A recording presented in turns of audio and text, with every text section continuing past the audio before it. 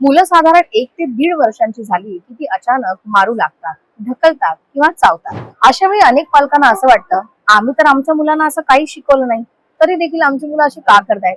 असा प्रश्न पालक म्हणून तुम्हाला सुद्धा पडलाय का?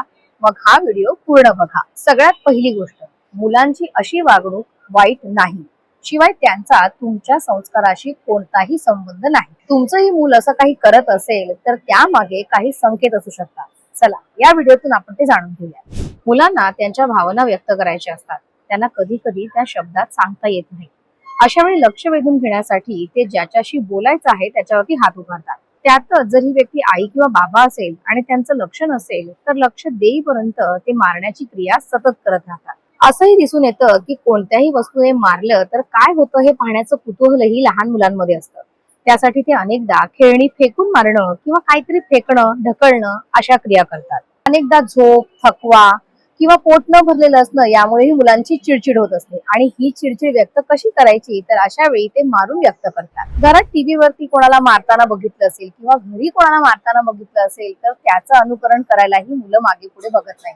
अशा वेळी तुम्ही मुलांना नेमकं काय दाखवताय आणि मुलांसमोर नेमकं काय घडतंय हे पाहणं देखील महत्वाचं असतं. मुलं जर 2 ते 4 वर्षांच्या वयोगटामधील असतील तर अशी मुलं अशा पद्धतीने वागतातच. पण मारणं हा त्यांचा सवयीचा भाग होऊ नये असं तुम्हाला वाटत असेल तर नेमकं काय करायला हवं ते ऐका.